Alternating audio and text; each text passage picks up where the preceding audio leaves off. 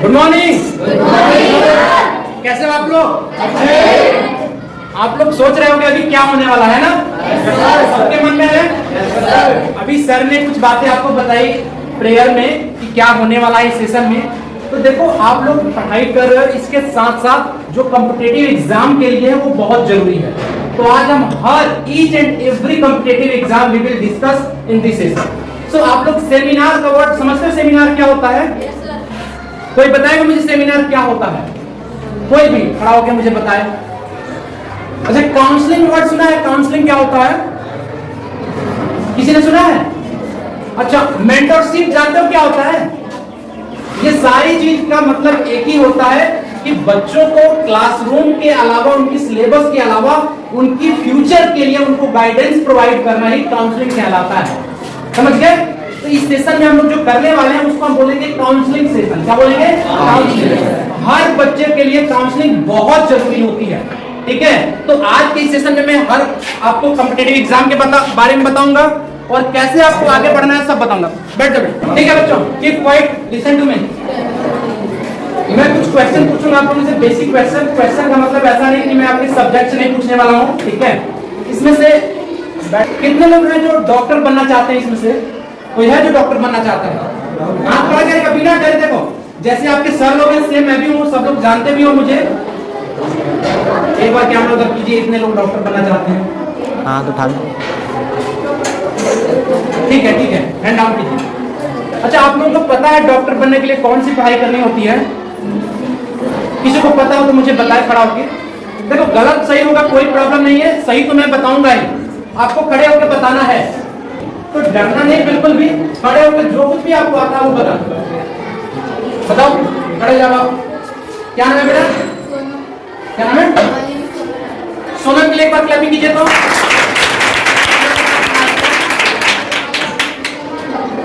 Want to become a doctor? Okay. आप मुझे बताओ डॉक्टर बनने के लिए क्या पढ़ाई करनी है?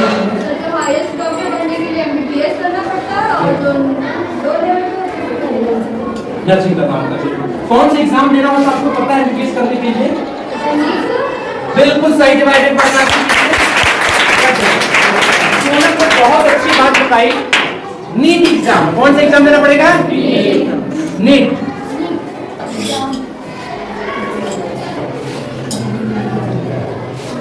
अच्छा, कोई मुझे बताएगा नीट का फुल फॉर्म क्या होता है?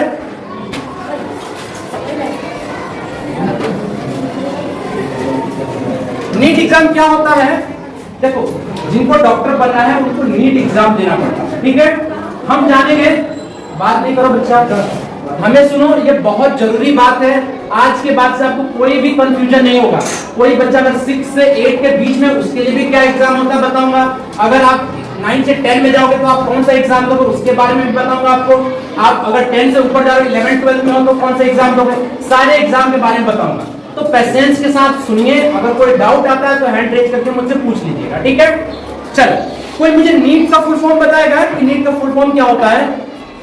सोनम पता है? किसी को पता हो ट्राई कर सकते हो, अटेम्प्ट कर सकते हो आप। देखो नीट का जो फुल फॉर्म होता है वो होता है नेशनल एलिजिबिलिटी एंट्रेंस कम टेस्ट। नेशनल एलिजिबिलिटी एंट्रेंस कम टेस्ट। कम जो होता है CUM, ये साइलेंट होता है। ठीक है, ये एग्जाम जो होता है NTA करवाती है। NTA एक संस्था होती है, NTA ये वर्ड सुना है? NTA का नाम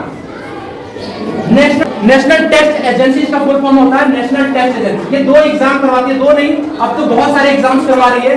जेईई मेंस का एग्जाम करवाती है, अब एक नया एग्जाम आया है CUET, उसका भी ये एग्जाम कंडक्ट करवा रही है, और नीट का भी एग्जाम करवाती है NTA। ठीक है, अब मुझे ये बताएगा नीट के बारे में अच्छे से बताऊंगा। थोड़ा सा मैं आपको पहले इंट्रोडक्शन बता दूं। आप मुझे बताइए इसमें से कितने लोग इंजीनियर बनना चाहते हैं? इंजीनियर कितना लोग बनना चाहते हैं? आप क्या करें? कोई इंजीनियर नहीं बनना चाहता है? कोई बात नहीं। अच्छा, इसमें से मुझे ये बताओ कितने लोग हैं जो DM, IAS, IPS ऐसा कुछ बनना चाहता है? बेटा खड़े जाओ। क्या नाम है? क्या नाम है? सागनी बंसल। रागनी बंसल सर। रागनी के बाद कभी कीजिए तो IPS ऑफिसर बनना है। Very nice. आप मुझे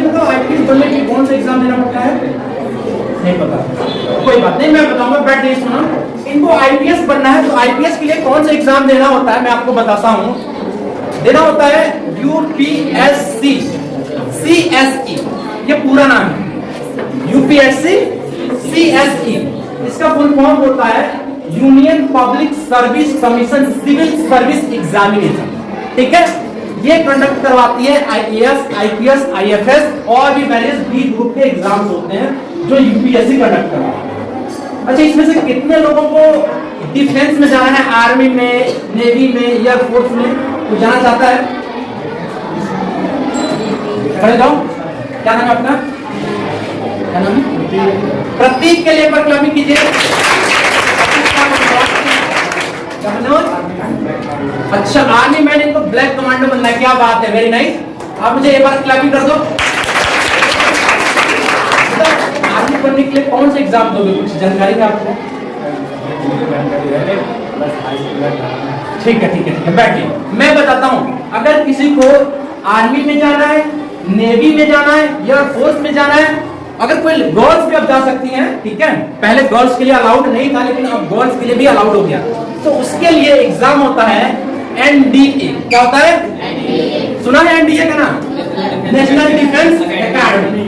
ये कंडक्ट करवाती है आर्मी के लिए, नेवी के लिए और एयरफोर्स के लिए। अच्छा, मान लो किसी को डायरेक्ट आर्मी में जाना है, तो उसके लिए तो पहले ग्रुप होता था, लेकिन आज के टाइम में गवर्नमेंट ने उसको अग्निवीर कर दिया। क्या कर दिया है? अग्निवीर, जो डायरेक्ट जाना चाहता है। तो अग्निवीर की पॉलिसी क्या होती है? उसमें आपको 5 साल के लिए आपको जॉब मिलेगी, उसमें से 75% जो होंगे, जिसमें से 25% लोगों को फिर से रिटेन कर लिया जाएगा लाइफ टाइम के लिए, मतलब 20 साल के लिए, और बाकी लोग होंगे उनको रिटायर कर दिया। ये प्लान, ठीक है। चलो, इस पर हम नहीं जाएंगे, ये गवर्नमेंट की पॉलिसी, आप इसको फॉर्म फिल कर सकते हो, ठीक है। चलो, मुझे ये बताओ, ओलंपियाड्स का नाम सुना है किसी ने? ओलंपियाड्स का नाम सुना है? नहीं। एनटीएससी का नाम सुना बच्चा? एनटीएसई किसी ने सुना हो? इसका फॉर्म होता है नेशनल टैलेंट सर्च एग्जाम। क्या होता है? National talent search.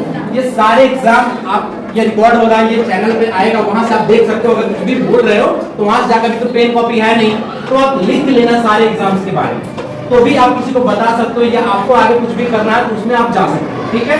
चलो, ये एग्जाम होता है जो बच्चे 9th में है, जो 9th में है और 10th में है, ठीक है, वो बच्चे दे सकते हैं एनटीएससी का एग्जाम।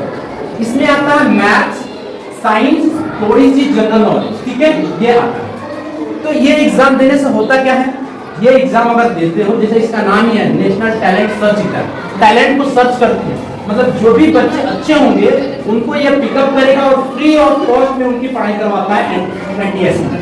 आगे आप जो भी करना चाहते हो, डॉक्टर, एमबीबीएस, या आपको इंजीनियर बनना है या साइंटिस्ट बनना है, उसमें जाने के लिए आप ये एग्जाम दे सकते हो, फ्री में ये पढ़ाई करवाते हैं, ठीक है। तो इसका फॉर्म कब आता है, कैसे फिल करना है, ये आप लोगों को जानकारी नहीं हो पाता है। तो किसी भी कॉम्पिटिटिव एग्जाम का फॉर्म कब आ रहा है, कैसे उसको देना है, हर चीज, ईच एंड एवरीथिंग हम उसका नोटिफिकेशन अपने चैनल के माध्यम से देते हैं, तो उससे जुड़ करके हर एग्जाम के बारे में आप जान सकते, ठीक है। चलो, जो बच्चे 6 से 8 के बीच में हैं, जो बच्चे 6 से 8 के बीच में हैं, उनके लिए एग्जाम होता है ओलंपियाड।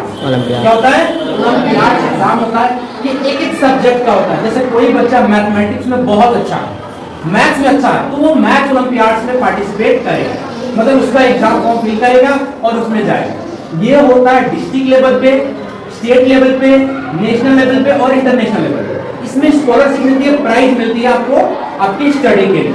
तो अगर बच्चा कोई साइंस में अच्छा है तो वो साइंस ओलंपियाड करेगा, इंग्लिश में है तो इंग्लिश, मतलब 3 सब्जेक्ट के लिए होता है, मैथ, साइंस और इंग्लिश। और ये ऑब्जेक्टिव टाइप क्वेश्चन होते हैं, ऑब्जेक्टिव टाइप 4 ऑप्शन होते हैं, एक इसमें से करेक्ट, ठीक है। तो ये बच्चे जो 6 से 8 में है वो दे सकते हैं। तो जिनका इंग्लिश अच्छा है वो इंग्लिश का फॉर्म फिल कर सकता है, ठीक है। जिनका मैथ्स अच्छा है वो मैथ्स का फिल कर सकता है, जिनका साइंस अच्छा है वो साइंस का।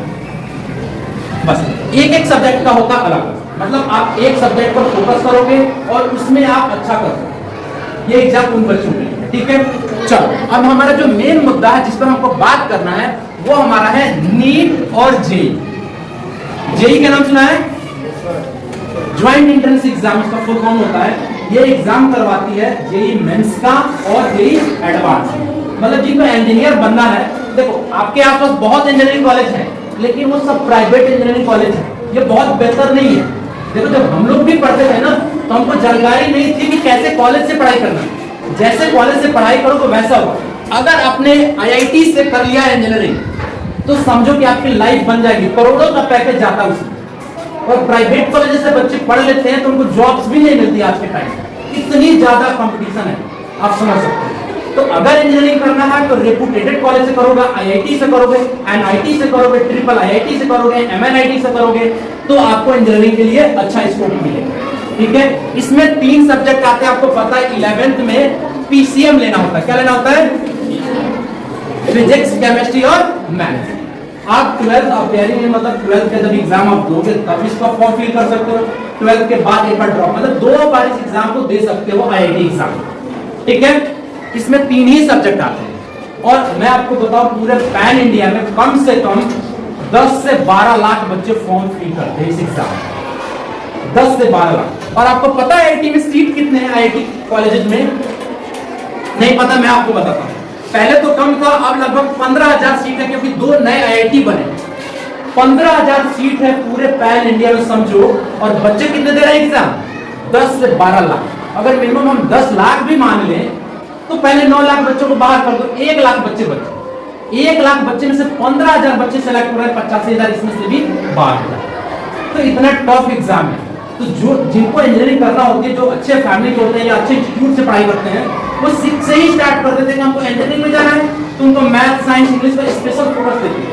मतलब अगर आपका रास्ता क्लियर होगा कि हमें जाना किधर है, तो आपकी जो पढ़ाई होगी उसी डायरेक्शन में। आप और सब्जेक्ट भी पढ़ लेते, उसमें कुछ स्पेशल ध्यान दो। अगर किसी को इंजीनियरिंग में जाना है तो आपको JEE का फॉर्म फिल करना जरूरी है। ठीक है, अभी इसका एग्जाम पहले जैसे कोविड में ये JEE मेंस का 4 बार हुआ, लेकिन इस बार ये 2 बार होगा। एक बार हो चुका है, अभी अप्रैल में फिर से होने वाला है, 6 तारीख से स्टार्ट। तो ये जो 12th में बच्चे आएंगे उनके लिए। ठीक है, अब देखो, किसी को पता है यूपी में कितने IIT कॉलेज हैं? IIT कॉलेज यूपी में, हमारा एक यूपी ऐसा स्टेट है जिसमें 2 IIT कॉलेज है। एक आपके पास में है कानपुर, IIT कानपुर, और एक है IIT BH। 2 IIT कॉलेज है यूपी में, बाकी सारे स्टेट में सिंगल IIT कॉलेज। तो आपको उसमें जाना है तो आपको अभी से प्रिपेयर करना पड़ेगा अपने सब्जेक्ट। और देखो, हर बोर्ड के बच्चे होते हैं उसमें, CBSE हो, ICSE हो, यूपी बोर्ड हो, स्टेट बोर्ड हो, कोई भी स्टेट हो। जैसे मान लो जितने भी स्टेट है, कितने स्टेट है यूपी में? कोई बताएगा मुझे? कोई मुझे बताए यूपी में कितने स्टेट है? खड़े तो बताओ। नहीं, जो कंप्लीट स्टेट है वो कितने हैं? यूनियन टेरिटरी के छोड़ दो, ये सारे प्रदेश को छोड़ दो, कितने IIT कॉलेज हैं? सॉरी, कितने स्टेट है? पहले 29 थे, अब 28 हो गए हैं। कितने हैं? 28। तो बैठ, कोई बात नहीं। आपको स्टेट नहीं पता है कितने स्टेट हैं हमारे इंडिया में? 28 है। कितने हैं? 28। और केंद्र शासित कितने हैं? पहले 7 थे, अब कितने हो गए? 8। क्योंकि जम्मू एंड कश्मीर जो था वो यूनियन टेरिटरी बन गया, लद्दाख और जम्मू कश्मीर अलग हो। ठीक है, चलो देखो, अब मैं आपको बताता हूँ कि नीट एग्जाम, देखो कोविड का टाइम था, दुनिया पूरा लॉकडाउन में था, लेकिन मेडिकल सेक्टर एक ऐसा सेक्टर था जो हमेशा ओपन था। और कोई भी डिजास्टर आ जाए, कोई भी ट्रेजेडी आ जाए, मेडिकल कभी भी बंद नहीं हो सकता। पॉपुलेशन हमारा बढ़ रहा है, जनसंख्या रोज बढ़ रहा है, बीमारियां रोज बढ़ रही है, डिजीज रोज बढ़ रहे हैं, तो डॉक्टरों की कमी हमेशा रहेगी। तो जिनको भी मेडिकल फील्ड में छोटा भी कोर्स अगर आप कर लेते हो ना, तो आप सक्सेस हो। अगर किसी को डी फार्मा करना है तो उसको कौन सा एग्जाम देना पड़ेगा? कोई बताएगा मुझे? सिंपल सा डी फार्मा करने के लिए मुझे बताए कोई? अच्छा, किसी को छोटा इंजीनियर बनना है ना, तो उसके लिए एक फॉर्म होता है,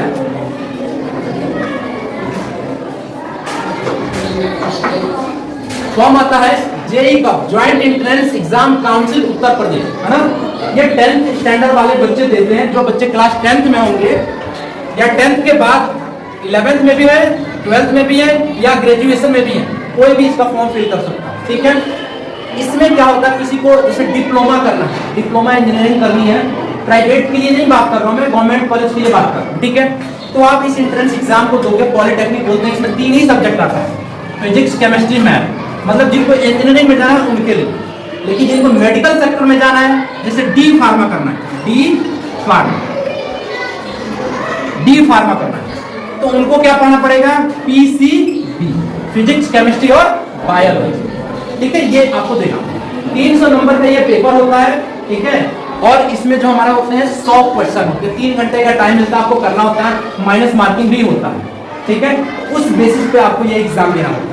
तो डी फार्मा अगर आप सरकारी से करते हो ना तो बहुत कम फीस में हो जाता है, और अगर प्राइवेट से करोगे 80,000 90,000 रुपया लोग लेते हैं डी फार्मा के लिए। तो इस एग्जाम के थ्रू जाओगे, जेई कब के थ्रू जाओगे तो आप कम फीस में वहां तक पहुंच सकते हो।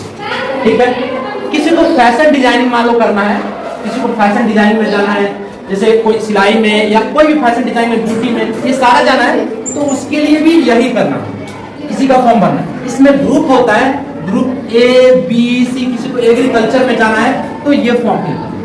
ठीक है, ये 10th के बाद दे सकते हो। तो जल्दी सक्सेस के लिए आप इस फॉर्म को फिल कर सकते हो। जिनको 10th के बाद भी अपनी पढ़ाई करनी है और 2 साल 3 साल के अंदर आप पैसा कमाना चाहते हैं, तो उसके लिए आप ये एग्जाम दोगे, आपको 11-12 करने की जरूरत नहीं है। लेकिन जिनको उन्होंने बताया था नीट करना है, तो थोड़ा सा मैं आपको नीट के बारे में बता दूं। अच्छा, कोई बताएगा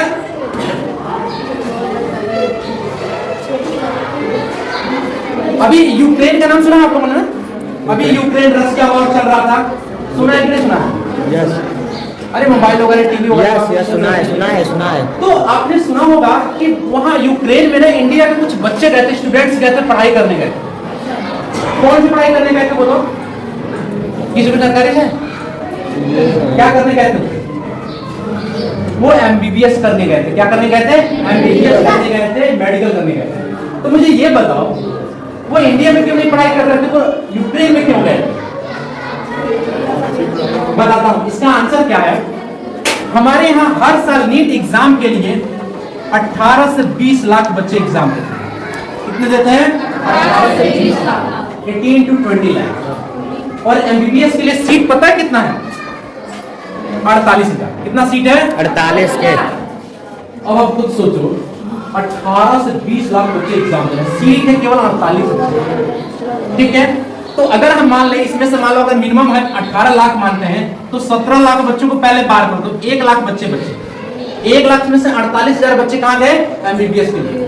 और ये एग्जाम बहुत टफ एग्जाम होता है, 720 नंबर का ये एग्जाम होता है। कितने नंबर का होता है? 720। टोटल क्वेश्चन जो आता है 180 क्वेश्चन आता है। कितना आता है? 180 क्वेश्चन। फिजिक्स, केमिस्ट्री और बायोलॉजी। फिजिक्स का होता है, केमिस्ट्री का और बायोलॉजी। इसके होते हैं 90 क्वेश्चन, इसके होते हैं 45 और इसके होते हैं 65। टोटल मिला के कितने हो गए? 180। और टाइम मिलता है आपको 3 घंटे का। कितना मिलता है? 3। कोई बताएगा 3 घंटे में कितना मिनट होता है? कोई मुझे बताए। कितना मिनट होता है? कितना मिनट होता है? 180। थोड़ा जोर से बोलो। 180 मिनट होता है। क्वेश्चन कितने हैं? 180। एक क्वेश्चन करने के लिए कितना टाइम मिला आपको? 1 मिनट। और अगर आपने गलत किया तो माइनस मार्किंग भी होगी। तो समझ सकते हो कितनी अच्छी प्रिपरेशन आपकी होगी तो आप ये एग्जाम क्वालिफाई करोगे। और 720 में एटलीस्ट कितने नंबर मिल जाएंगे तो एमबीबीएस सीट मिल जाएगा? कम से कम 600। अगर कोई एससी कैटेगरी में है, एसटी में है, कैटेगरी का थोड़ा सा बेनिफिट मिल जाता है 10-20 नंबर का।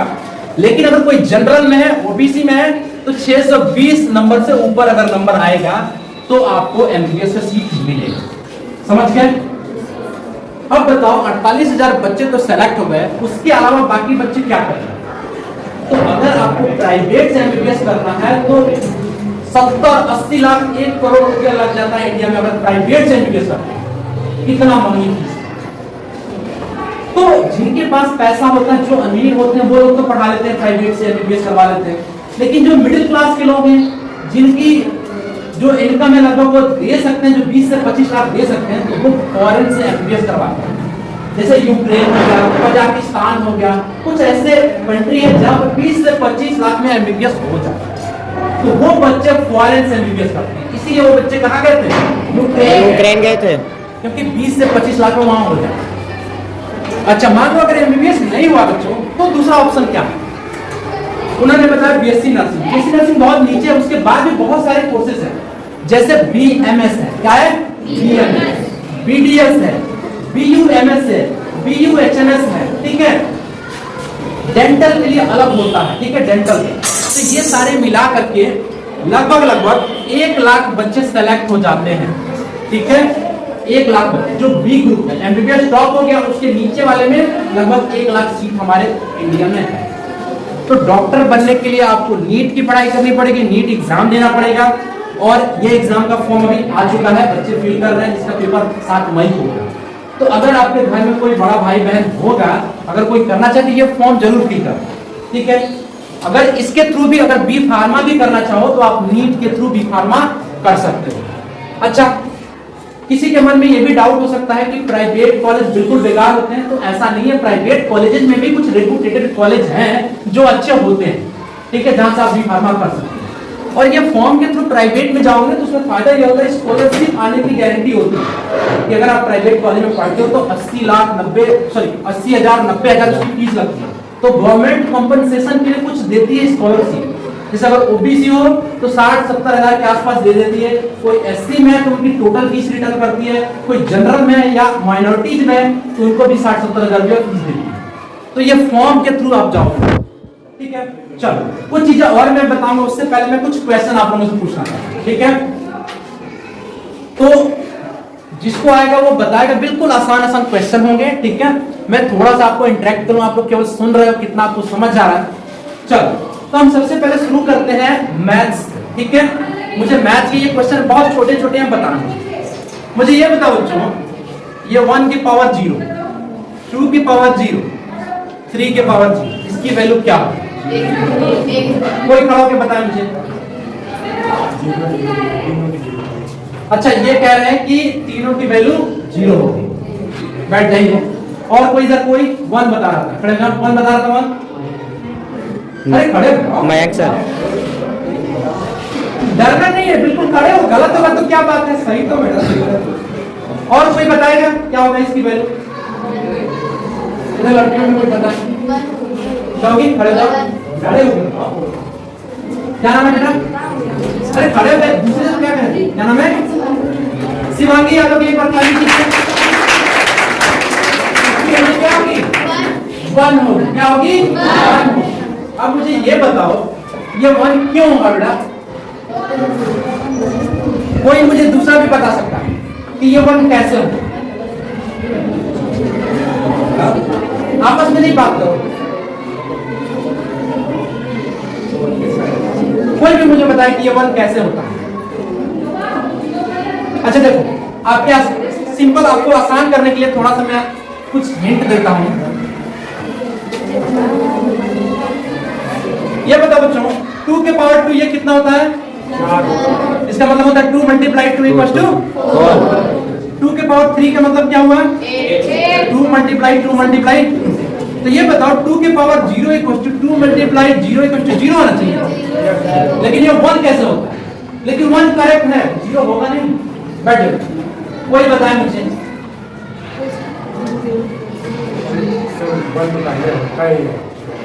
कैसे होता? हाँ बताओ। अच्छा 1 होता ही है तो 0 तो है, 0 से किसी में मल्टीप्लाई करोगे तो 0 भी होगा। अच्छा ये हो सकता है कि नहीं है ऐसा?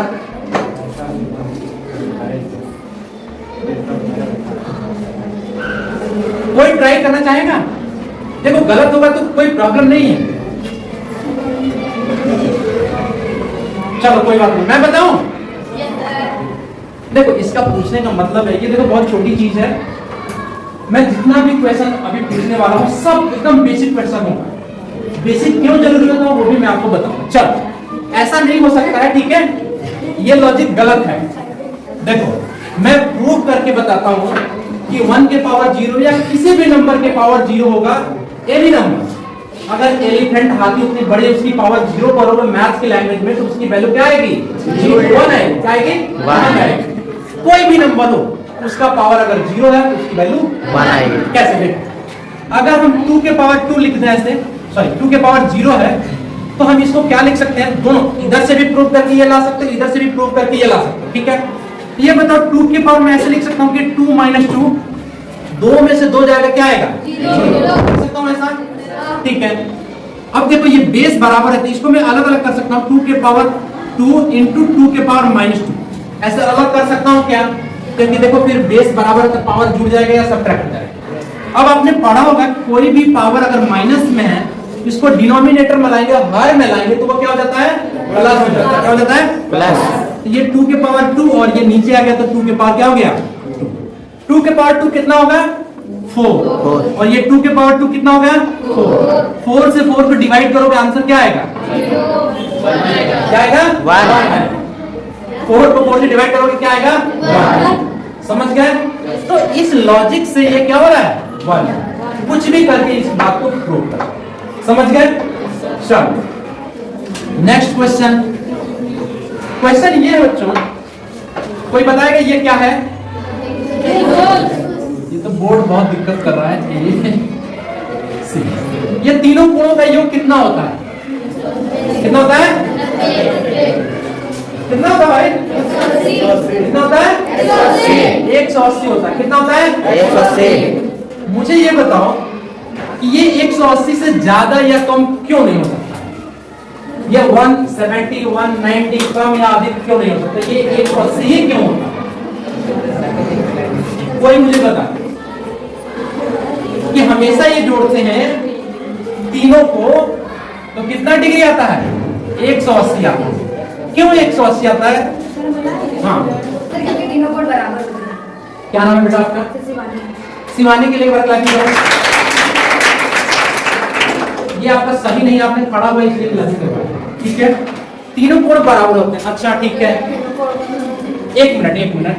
ये हमारा एक त्रिभुज है, ये एक हमारा त्रिभुज है, ये तीनों कोण बराबर नहीं है, ठीक है? लेकिन इनको भी ऐड करोगे तो वो 180 ही होगा। तो आपका लॉजिक गलत है। और कोई ट्राई करे? कोई मुझे बताए, बताओ आप लोग। देखो कुछ भी पढ़ाई करते हैं तो उसमें क्यों जरूर जाना सोचो। जब क्यों जानोगे तभी आप उसमें और एक्स्ट्रा नॉलेज समझ पाओगे। अब ये अगर आपको दो तरीका इसको प्रूव करने का, एक तो प्रैक्टिकल मेथड है और एक मैथमेटिकल मेथड है। अगर आप चार्ट पेपर लो, उसको एक त्रिभुज में से कट करो और तीनों एंगल्स को कट करके रखोगे तो वो एक स्ट्रेट लाइन बनेगा, एक सरल रेखा बनेगा। क्या बनेगा? सरल रेखा। और आपको पता है एक सरल रेखा की एक साइड कितना कोण बनता है? 180। कितना बनता है? 180। तो इसलिए ये 180 होता है। लेकिन ये तो प्रैक्टिकल मेथड हो गया, इसको मैथ की भाषा में कैसे प्रूव करेंगे? ध्यान से समझो इस बात को, मैं बताता हूं। ये हमारा त्रिभुज है, मैं छोटे में थोड़ा सा समझा देता हूं।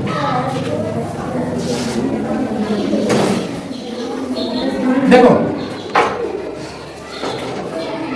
ये ए बी सी, हमने क्या किया? बीसी के पैरेलल एक लाइन ड्रॉ किया जो ए से होकर जाती है। कहां से जाती है? ए से जाती है, ठीक है? तो ये बताओ जब दो रेखाएं समांतर होती हैं और उनको कोई एक तिर्यक रेखा ऐसे कट करती है तो उनका एकांतर कोण बराबर होता है। क्या बराबर होता है? एकांतर कोण। इसको बोलते हैं अल्टरनेट इंटीरियर एंगल, ठीक है? तो अगर हम माने इसके चूंकि पैरेलल ये हमने खींचा है तो और ये एक ऐसे तिर्यक रेखा कट कर रही है तो ये कोण और ये कोण दोनों क्या हो जाएंगे? बराबर। और ये वाला कोण और ये वाला कोण क्या हो जाएंगे? बराबर। सपोज करो इसको मैंने x मान लिया, इसको y और इसको z, ठीक है? और इसको मान लो p और इसको मान लो q। तो देखो p किसके बराबर हो जाएगा? कोण p किसके बराबर होगा? x। किसके बराबर होगा? x। क्यों बराबर होगा? एकांतर होगा। क्या है? एकांतर। ये 6 7 8 की बात है। और ये q किसके बराबर होगा? y। किसके बराबर होगा? y। और ये बताओ ये तो एक स्ट्रेट लाइन है, तो अगर हम इसको लिखना चाहें angle P plus angle Z plus angle Q equal to क्या होना चाहिए? 180 होना चाहिए। बच्चों P किसके बराबर है? X। तो P की जगह पर मैं X लिख सकता हूं ना, प्लस Z को सेम रहने दो, प्लस Q किसके बराबर है? Y। हमने क्या रख दिया? Y बराबर 180। देखो x y z equal to 180, x y z equal to 180। ये हो गया, समझ गए? ये ज्यादा क्वेश्चन नहीं पूछूंगा, ठीक है? अब एक आध दो साइन से पूछ लेता हूं फिर मैं आगे चलूंगा। 10 मिनट में हमारा सेशन ओवर हो जाएगा, ठीक है। चलो, फ्रिज सब लोगों ने देखा है, मैक्सिमम लोगों के घर में फ्रिज होगा भी। मान लो हमने 2 बाउल लिया, 2 कटोरा लिया, एक में गर्म पानी और एक में ठंडा पानी, दोनों मैंने फ्रिज में रख दिया। बताओ सबसे पहले कौन बनेगा? गरम वाला। कौन बनेगा? गरम वाला। तुम सामने आके बताओ, इधर आ जाओ। तुम कैमरा कर रहे हो, तुम्हारा फोटो आया नहीं, इधर आओ, बताओ मुझे। आओ आओ आओ, अरे बताओ, तुम सही बता रहे हो, बिल्कुल सही है। क्या नाम है तुम्हारा? आयान। क्या नाम है? आयान। आयान के एक बार क्लास कीजिए। गर्म पानी बनेगा, मुझे बताइए गर्म पानी क्यों बनेगा? ये नहीं पता, कोई बात नहीं, आप बताइए। कोई और बताए गर्म पानी। देखो सही जवाब है, लेकिन गर्म पानी क्यों बनेगा कोई सोच के मुझे बताए, थोड़ा प्रयास करे।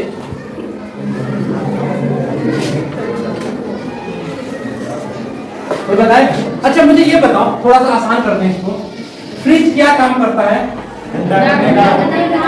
क्या करता है फ्रिज? नहीं, फ्रिज किसी चीज को ठंडा नहीं करता है, क्योंकि सर वो लाइट से चलता है इसीलिए। फिर क्या करता है वो? ये सर गलत ही बता रहे हो, कितने मन में आ रहा होगा यही बात। नहीं, फ्रिज ठंडा नहीं करता तो क्या करता है? देखो ये समझ जाओ मैंने फ्रिज करता क्या है, तो इसका आंसर दे दोगे। चलो कोई बात नहीं, मैं बताता हूँ। ध्यान से आज जाकर के फ्रिज को देखना। फ्रिज ना कभी चलता है, कभी आवाज करेगा, कभी रुक जाएगा। Yes. कभी आवाज करेगा, कभी रुक जाएगा। ऐसा क्यों होता है? और कभी अगर पीछे हाथ करके भी देखो ना तो लगेगा गर्म हवा बाहर निकल रहा है। तो फ्रिज के अंदर जो भी ऑब्जेक्ट, जो भी वस्तु हम रखते हैं ना, उसकी गर्मी को ना वो खींच के ना बाहर करता है। उसके नीचे एक कंप्रेसर लगा होता है, एक छोटा सा कंप्रेसर लगा होता है। उसके अंदर की जो हीट होती है, गर्मी होती है, उसको निकाल के बाहर करता है। तो जब गर्मी अंदर निकाल के बाहर कर देगा तो अंदर अपने आप टेम्परेचर कम हो जाएगा, तापमान कम हो जाएगा। तो इसलिए वो चीज क्या हो जाती है? ठंडी आपको फील होती है। ठंडी, जैसे ये इसको ठंडा करना है तो एसी हम यूज करेंगे। एसी और फ्रिज दोनों रिवर्सिबल मतलब उल्टा काम करता है, जो हम सोचते हैं उसका उल्टा है। यस। एसी के जब लगता है, देखो एक बड़ा सा फैन वाला कुछ सिस्टम लगता है, एक अंदर लगता है, एक बाहर लगता है ना, एक अंदर लगता है, एक बाहर लगता है। तो बाहर वाले के पास जाकर हाथ करना, देखना उसमें से गर्म हवा निकल रही है। सर वो बाहर से ठंडी हवा ऑब्जॉर्व करता है। नहीं, अंदर से क्या करता है? गर्मी को एब्जॉर्ब करता है और वो बाहर की तरफ वो करता है। ठीक है, तो अंदर अपने आप क्या हो जाता है? Temperature drop. आप थोड़ा सा 11th की फिजिक्स अगर थोड़ा थोड़ा पढ़ोगे, या 9th में फिजिक्स में थोड़ी सी है जहां उष्मागतिकी को पढ़ते हो, वहां इसका आंसर आपको मिलता है। तो समझो, फ्रिज पर आते हैं। फ्रिज में गर्म पानी है और ठंडा पानी, दोनों हमने रखे। गर्मी किसके पास अधिक है? गर्म वाले के पास। यस। तो कंप्रेसर क्या करेगा? उसकी गर्मी को जल्दी से खींच के एक्सट्रैक्ट करके बाहर कर देगा। और जो ठंडा वाला है उसके पास तापमान बहुत कम है, टेम्परेचर ऑलरेडी कम है, तो उसका तापमान उसको खींच के बाहर करने में बहुत टाइम लगेगा। उसको बहुत वर्क करना पड़ेगा, धीरे धीरे करना पड़ेगा। सपोज करो कोई गर्म पानी है, उसका टेम्परेचर कितना होगा लगभग?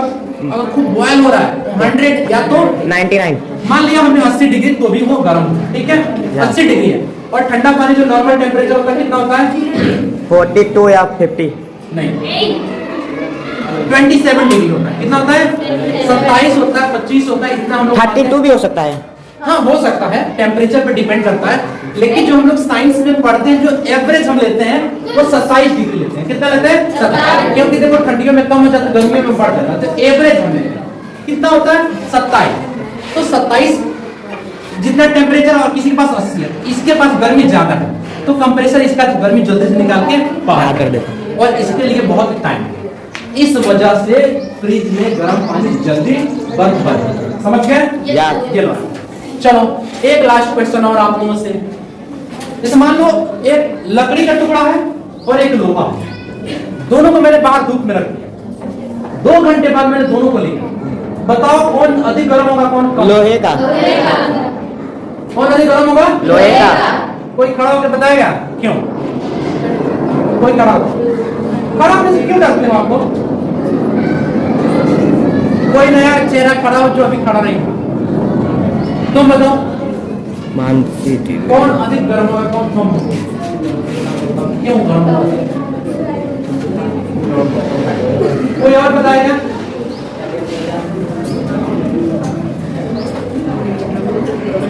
कोई बताए? लोहे का। हाँ बताए। बिल्कुल सही जवाब, एक बार क्लैप कीजिए। जितना लोहा होता है वो हीट का कंडक्टर होता है। क्या होता है? कंडक्टर होता है। वो क्या होता है? उसमें का चालक होता है, तो वो गर्मी को अपने अंदर जल्दी एब्जॉर्ब कर लेगा। ठीक है, तो इसलिए आपको क्या लगेगा कि लोहा ज्यादा गर्म है। और लकड़ी चूंकि क्या होता है? नॉन कंडक्टर होता है, इंसुलेटर होता है, जिसको कुचालक या सुचालक है। तो ये बात देखो, जितना भी मैंने क्वेश्चन पूछा सब में मैंने पूछा क्यों क्यों क्यों क्यों, या इसका क्या मतलब है, ये ऐसा मैं क्यों कर रहा हूं? देखो इसका लॉजिक ये है बच्चों, क्यों का आंसर जानोगे तभी आपका माइंड थोड़ा किताब से एक्स्ट्रा सोचने में जाएगा। ठीक है, जैसे अभी क्लास में जो एग्जाम देते हो ना, वो आपको पता होता है कि ये क्वेश्चन हम पढ़ लेंगे, ये एग्जाम में आएगा। कॉम्पिटिटिव एग्जाम में क्या होता है कि आपका जो क्लास का एग्जाम होता है उससे वो डिफिकल्ट एग्जाम बनाया जाता है, उसमें एक्स्ट्रा सोचना पड़ता है। तो इसलिए आपको क्यों जानोगे तो ही, अब वहां सीधे सीधे नहीं पूछेगा कि लोहा चालक होता है कि नहीं, वो ऐसे घुमा के पूछेगा कि कौन अधिक गर्म हो। तो आपको अगर पता है तो ही आप बताओ। समझ गए? चलो, यूपीएससी के बारे में उसको बच्ची को बनना था तो हमने नीट बता दिया, जेई बता दिया, यूपीएससी के बारे में थोड़ा सा बताता हूं। यूपीएससी देखो, यूपीएससी करने के लिए आपको ग्रेजुएशन करना होता है। सिंपल, क्या करना होता है? ग्रेजुएशन करना होता है। ग्रेजुएशन में जैसे नॉर्मल बीए भी ग्रेजुएशन हुआ, बीएससी भी हुआ, बीटेक भी हुआ, बीकॉम भी हुआ, ठीक है, बीआर भी हुआ, मतलब कोई भी ग्रेजुएशन आपका होना चाहिए, आप यूपीएससी का एग्जाम दे सकते हैं। आप इवन आप एमबीबीएस किए हो तो भी ये एग्जाम दे सकते हैं। ठीक है, चलो, यूपीएससी एग्जाम के लिए आपको कितने सब्जेक्ट पढ़ने होते हैं? तो मैं आपको बताऊं, इसके लिए सारे सब्जेक्ट पढ़ने होते हैं। मतलब इंडिया का सबसे टफेस्ट एग्जाम, आईआईटी और नीट के बाद सबसे टफ एग्जाम कोई है तो क्या है? अच्छा ये बताओ, हमारे देश का प्रधानमंत्री कौन है? कौन बताओ? पीएम मोदी। अरे खा के नहीं है, कौन है? PM mister Narendra Modi. मुझे ये बताओ, नरेंद्र मोदी जी अपना काम अकेले करते हैं क्या? नहीं। उनका काम कौन करता है? कौन करता है? नहीं, उनका काम करते हैं, उनको बोलते हैं प्रिंसिपल सेक्रेटरी, जो कि आईएएस अधिकारी होते हैं। क्या होते हैं? आईएएस अधिकारी। देखो, जितने नेता होते हैं, जो लीडर होते हैं, वो तो चुनाव जीत के बन जाते हैं। उनको क्या पता है कि मिनिस्ट्री में जो मंत्रालय में गए हैं उसमें क्या क्या होने वाला है, क्या काम होने वाला है। चाहे वो मुख्यमंत्री हो, चाहे उनके मंत्री हो, चाहे केंद्र के मंत्री हो, सबके लिए आईएएस अधिकारी जो चीफ सेक्रेटरी होते हैं उनको उनके साथ रखा जाए, जो स्पेशलाइज होती है, और वो लोग होते हैं आईएएस अधिकारी। जो डीएम होता है बच्चों, डिस्ट्रिक्ट मजिस्ट्रेट आईएएस करके बनते हैं। तो डीएम सबसे छोटी चीज है आईएएस बनने के बाद। आईएएस आपने किया, डीएम आप बने, आप एक जिला के मालिक। लेकिन अगर आप सेक्रेटरी बन गए तो आप पूरे यूपी के, अगर आप प्रधानमंत्री के साथ तो पूरे देश में आपका पावर, मतलब आप जो कहोगे प्रधानमंत्री वो काम करेंगे, आपके सजेशन से वो चलेंगे। इतना पावर होता है आईएएस अधिकारी। तो ये एग्जाम बहुत डिफिकल्ट होता है। अच्छा, आईपीएस होता है। अच्छा, इसका फुल फॉर्म कोई बताएगा? आईएएस का क्या होता है? Indian administrative service. Very nice. क्या बनना है आपको? डॉक्टर बनना है। तो आपको कौन सा एग्जाम देना पड़ेगा? नीट पड़ेगा। ठीक है, बायोलॉजी, फिजिक्स, केमिस्ट्री, बहुत अच्छा। साथ में इंग्लिश बहुत जरूरी है, क्योंकि आगे के जितने भी जो बच्चे इंग्लिश को कम समझते हैं ना, उनको प्रॉब्लम होगी आगे, इसलिए कि सारी पढ़ाई जो होती है वो इंग्लिश में हो जाती है 12th के बाद। अगर आप टेक्निकल कोर्सेज में जाते हो, अगर आप बीए करते हो तो आप हिंदी में कर सकते हो। बैठो, कोई आईपीएस का फुल फॉर्म बताए? आईपीएस का फुल फॉर्म कौन बताए? आपको आईपीएस बनना था बेटा, फुल फॉर्म पता है? नहीं पता है? किसको पता है? आईपीएस का फुल फॉर्म नहीं जानते हो? आईपीएस आप जानते हो? आईपीएस का बताओ। ये तो बहुत आसान है। डिफिकल्ट वाला तो इन्होंने बता दिया, ये आसान वाला नहीं बता रहे हैं। हाँ बताओ बेटा। क्या? Indian police. आगे सर क्या है? Indian police sir. एक बार तो आईपीएस होता है। ये क्या बनते हैं? एसपी बनते हैं। क्या बनते हैं? एसपी। डीएम बनते हैं। आईएएस करके कई जगह पे इसको डीसी भी बोलते हैं, जैसे पंजाब में, हरियाणा में उसको डिस्ट्रिक्ट कलेक्टर बोलते हैं। तो ये पढ़ाई करने के लिए आपको सबसे ज्यादा एसएसटी पढ़ना पड़ेगा, सोशल साइंस। क्या पढ़ना पड़ेगा? Social science. जैसे हिस्ट्री हो गया, जियोग्राफी हो गया, पॉलिटिकल साइंस हो गया, राजनीति शास्त्र हो गया, ठीक है, इकोनॉमिक्स हो गया, ठीक है, ये सारी जनरल नॉलेज हो गया, इन्वायरमेंट हो गया, पर्यावरण हो गया, ये सब आपको पढ़ना है। लेकिन इसमें सारे सब्जेक्ट आते हैं, इसमें मैथ्स के भी पेपर होते हैं, सीसेट जिसको बोलते हैं, ठीक है। इसमें 3 राउंड के पेपर होते हैं। कितने राउंड के पेपर होते हैं? 3। पहला जो पेपर होता है उसको कहते हैं प्रीलिम्स। क्या बोलते हैं? प्रीलिम्स। इसमें 2 पेपर होता है, एक होता है जीएस का, जनरल स्टडीज का, दूसरा होता है सीसेट मैथ का एप्टीट्यूड, ठीक है। उसके बाद से होता है मेंस एग्जाम। क्या होता है? मेंस में 7 पेपर देने होते हैं। कितने पेपर देने होते हैं? 7। GS1, GS2, GS3, GS4, 5 हो गए। इसके अलावा आपको ऐसे लिखना होता है, निबंध लिखना होता है, उसके अलावा 2 ऑप्शनल पेपर देने होते हैं। क्या देने होते हैं? ऑप्शनल। ऑप्शनल का मतलब होता है वैकल्पिक, जैसे कोई भी एक सब्जेक्ट जिसमें आप बहुत अच्छे हो उसको आप एडॉप्ट करो। उसके बाद आपका क्या होता है? पर्सनालिटी टेस्ट होता है, जिसको हम इंटरव्यू बोलते हैं। क्या बोलते हैं? इंटरव्यू। तब जाकर के आप इसमें सेलेक्ट होगे। समझ गए? तुम ध्यान देना बच्ची, तुमको ये बनना है, या जिनको भी ये करना होगा आगे सोच करके तो ये करना है। समझ गए? इसके अलावा एक एग्जाम और बता दूं, ये जानते हो KVPY? KVPY एक एग्जाम होता है, इसका फुल फॉर्म होता है किशोर वैज्ञानिक प्रोत्साहन योजना। क्या होता है? किशोर वैज्ञानिक प्रोत्साहन योजना। अच्छा, इसरो का नाम सुना आप लोगों ने? इसरो का नाम सुना हो? इसरो का नाम नहीं सुना है? नो। चंद्रयान 2 मूवी आई थी, देखा है? चलो कोई बात नहीं, कोई प्रॉब्लम नहीं, जान लो आज से। इसरो जो हमारा है इंडियन स्पेस रिसर्च ऑर्गेनाइजेशन, जो कि हमारे देश का अनुसंधान केंद्र है, जो जितने भी सैटेलाइट होते हैं, रॉकेट होते हैं, उसको लॉन्च करता है इसरो। जितने भी साइंटिस्ट होते हैं जो रिसर्च करते हैं वो इसरो से करते हैं। जैसे आसमान में जितने रॉकेट या सैटेलाइट लॉन्च होते हैं ना, वो सब होता है। एक मूवी अभी आई थी द रॉकेटरी, ठीक है, नंबी नारायणन एक साइंटिस्ट थे। अरे छोड़, उनकी बात छोड़, डॉक्टर APJ अब्दुल कलाम का नाम जानते हो? यस, सुना है। कौन थे वो? क्या बोलते हैं उनको? Missile man of India, president भी बने वो। इसरो में वो साइंटिस्ट थे। कहाँ साइंटिस्ट थे? इसरो।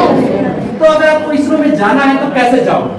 इसरो में जाने का डायरेक्ट रास्ता है KVPY, किशोर वैज्ञानिक प्रोत्साहन योजना। इसरो एक एग्जाम करवाती है, ये बच्चे 11th में, 12th में और ग्रेजुएशन फर्स्ट ईयर में, वो बच्चे इसमें जा सकते हैं। उनका सब्जेक्ट होना चाहिए फिजिक्स, केमिस्ट्री, मैथ और बायोलॉजी, ये सब्जेक्ट होना चाहिए। तो आप वहाँ डायरेक्ट साइंटिस्ट बन सकते हो, उसके लिए आपको ये एग्जाम मिलता है। समझ गए? तो वहाँ जाने के लिए KVPY एग्जाम देना पड़ता है, ये भी टफ एग्जाम है। इसके अलावा आप लोगों के मन में कोई डाउट है तो पूछ लो, मेरे तरफ से ओवर। कुछ भी आपके मन में कुछ पूछना है तो पूछो मेरे से।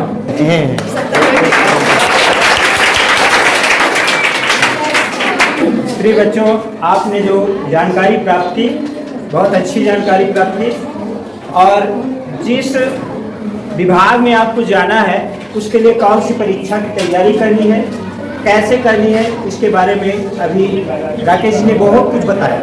तो आप लोगों ने समझ भी लिया, क्वेश्चन भी पुट अप किए, जिनके आपको अच्छी जानकारी भी मिली। लोग जरूर सब्सक्राइब करेंगे, जिससे इनका मनोबल बढ़ेगा और आप लोग भी इनसे लाभ ले सकेंगे। और इसके लिए आप लोगों को कुछ देना नहीं है, फ्री में, तो इसके लिए आप लोगों को ज़्यादा परेशानी भी नहीं होगी। तो इसके लिए आप लोग तैयार हैं और अवश्य ही जरूर से जरूर सब्सक्राइब करेंगे चैनल को, जिससे इनको भी लाभ मिलेगा, आपको भी लाभ।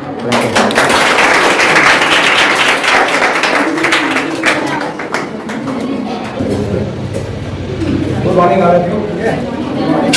आज स्वास्थ्य सही नहीं है बट फिर भी बोल रहा हूँ, ठीक है, गला बैठा हुआ है। जो जानकारी मिली बहुत अच्छी मिली, ठीक है बेटा, जिसकी मैं उम्मीद कर रहा था आप लोगों के लिए ये सब होना चाहिए, ठीक है। आज हुआ और सर ने बहुत अच्छा पूछा है, ठीक है, काफी अच्छा लगा। अच्छा, सर ने क्वेश्चन पूछा था कि इंजीनियर किसको बनना है, तो आप नहीं कहा किसको इंजीनियर नहीं बनना है? हाँ, किसी को नहीं बेटा। आज चलते सिविल सर्वेंट में जो आ रहे हैं ना बंदे, तो क्या आ रहे हैं? इंजीनियर आ रहे हैं। कौन है? इंजीनियर, ठीक है। यूपी का एग्जाम जो सिविल सर्विस होता है बेटा, उसमें मैं बता दूं टॉप 40 में 35 केवल इंडिया बने थे। कौन? Pure engineer. प्योर इंजीनियर, ना उसमें BA थे, ना BTech थे, ना कोई नाटेक था, ना कुछ, प्योर इंजीनियर थे, ठीक है बेटा। और सर भी एक अपने आप में इंजीनियर, ठीक है। और सर को बस देखा था कि केस लिखा हुआ कहीं लगा नहीं था, बट हमसे मुलाकात नहीं हुई और यहाँ हमसे मुलाकात हुई, ठीक है।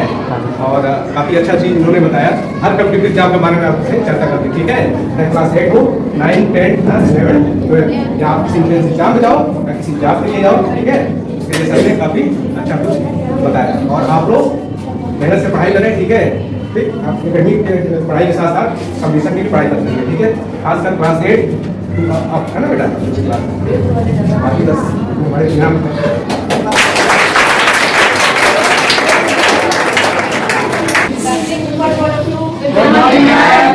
अभी जैसा राकेश सर ने बताया आपको, सर ने जो इन्फॉर्मेशन दी आपको बहुत अच्छी इन्फॉर्मेशन दी, इस वजह से कि अभी आप लोगों को आगे कंपटीशन की तैयारी करना है, एग्जाम्स की तैयारी करना है। ऐसा रहने की खाली हाई स्कूल इंटर करके खत्म करना ना, कुछ ना कुछ आगे के प्रोसेस के चालू करना है। तो उसके लिए आपको अभी से रास्ते खोले हैं, है ना। अभी से आपको माइंड सेट करना है कि हमको आगे किस लाइन में जाना है ना। तो जिस लाइन में जाना उसी हिसाब से अभी से आपको माइंड सेट करना है। और सर ने आपको बता दिया है कि किसको जिसमें जाना है उसको कौन सी लाइन चुनी है, कौन सी लाइन सेलेक्ट करनी है। तो सर के चैनल को सब्सक्राइब करो, है ना। सर इन्फॉर्मेशन देते रहेंगे कि आपको अपने क्लास के हिसाब से क्या स्टडीज करनी है, किस पे फोकस करना है, ठीक है। अच्छे से उसको फॉलो करो और आगे आप लोग का खुद की खुद लाइन क्लियर होती जाएगी, है ना। जो बनना है माइंड में सेट कर लो, हमको ये चीज बनना है, उसी पे फोकस करो, है ना। एक गाइडेंस सर दे रहे हैं आपको, राकेश सर गाइडेंस आपको दे रहे हैं फ्री में, है ना। फ्री में गाइडेंस मिल रही। हम लोग पहले जब हम लोग थे तुम्हें लोग की उम्र में तो क्या था, समझ में नहीं आता था कि हम आगे करेंगे क्या। कोई गाइडेंस देने वाला नहीं था कि हम लोग पेरेंट्स भले ही जॉब करते थे, लेकिन हम लोग परिवार में कोई इतना हाई फाई नहीं था कि कोई क्लियर कर सके हम लोग की लाइन की आगे क्या बनो बेटा और किस क्षेत्र में जाना है, तो ये क्या स्टडी करनी है ना। आप लोग बहुत लकी हो कि एटलीस्ट टीचर है राकेश सर आए, आपको लाइन क्लियर कर रहे हैं कि आपको जो करना है वो इसके थ्रू आप जा सकते हैं, है ना। इस स्ट्रीम के थ्रू आप अपना आगे का फ्यूचर बना सकते हैं। तो एटलीस्ट अभी से 6th क्लास अभी से आप लोग तैयारी कर दो। 6, 7, 8, 9 और 11 क्लासेस अभी से तैयारी शुरू कर दो। क्या बनना है क्या नहीं बनना है अभी से सारी लाइन क्लियर कर दे। माइंड में बेसिक आप सेटअप कर लो और आगे की फ्यूचर के लिए तैयारी करो। आपके सब लोगों ने बहुत बहुत धन्यवाद उनका, उन्होंने सारी बातों को समझा। आपको इसके बाद भी वो लोग गाइड करते रहेंगे, आपको पढ़ाते रहेंगे। आपको कुछ भी डाउट होता है सब्जेक्ट से रिलेटेड आप अपने टीचर से पूछ लो। कोई और हेल्प चाहिए तो मैं आपके लिए अवेलेबल हूँ हर कॉम्पिटिटिव एग्जाम के लिए। जब भी आप चाहे मेरे से कमेंट करके वहाँ कमेंट करोगे, मैं हर कमेंट को पढ़ता हूँ, ठीक है। तो उसमें अगर कुछ आपको एक्स्ट्रा चीज चाहिए या किसी चीज टॉपिक पे वीडियो चाहिए तो आप वहाँ कमेंट करोगे तो मैं आपको उस पर वीडियो बना करके अपलोड कर दूंगा, आपके पास तक पहुंच जाएगा, ठीक है।